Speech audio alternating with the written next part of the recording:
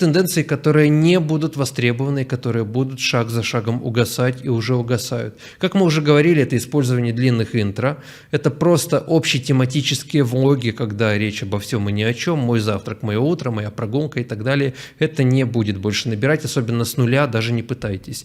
Это использование примитивного кликбейта первого типа. Когда-то у меня был ролик о кликбейте, где мы разбирали кликбейт первого и второго типа. По горизонтальной оси у нас будет введение в заблуждение и сенсационность.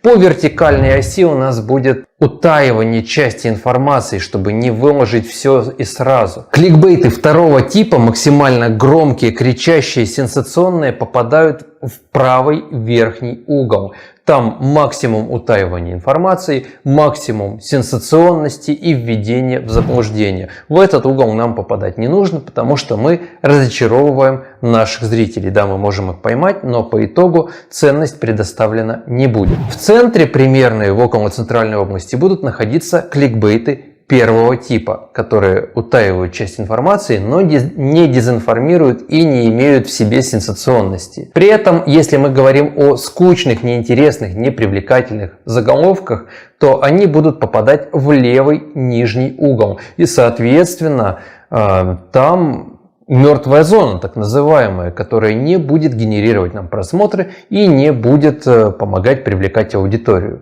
Так вот, цепляющий кликбейт, который не оправдывает ожидания аудитории, будет угасать.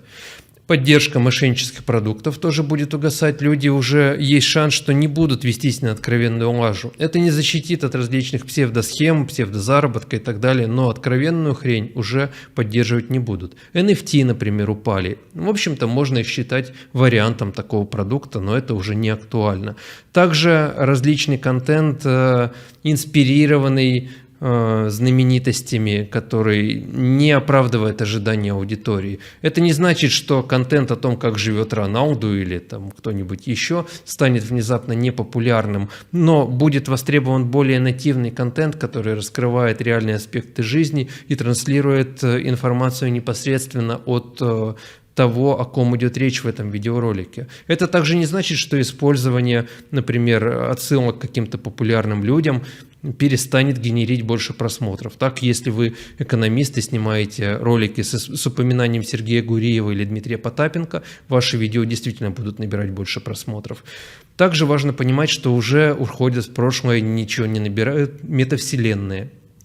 Простые примитивные аудиочаты статичные и переработанный контент, который представляет из себя какую-то бездумную компиляцию материалов в тематике или материалов, ранее опубликованных на вашем канале. Опять же, это не значит, что перестанут работать компиляции с приколами с котиками, но в остальном механическая переработка контента без добавления дополнительных смыслов будет утрачивать свою роль, и так уже этого очень много, и контент становится невостребованным. На моем канале Коноден вся самая свежая и полезная информация для ютуберов. Если вы хотите создать, развивать и монетизировать свой YouTube канал, обязательно перейдите по ссылке в описании под этим видео и подпишитесь на канал Коноден. Также приглашаю пройти обучение в школе YouTube. Это лучшая русскоязычная учебная программа, которая поможет вам развивать ваш YouTube канал и оптимизировать видео, продвигать их и зарабатывать на этом деньги. Все ссылки в описании. А с вами Денис Коновалов. Подписывайтесь. Удачи, успехов. Пока.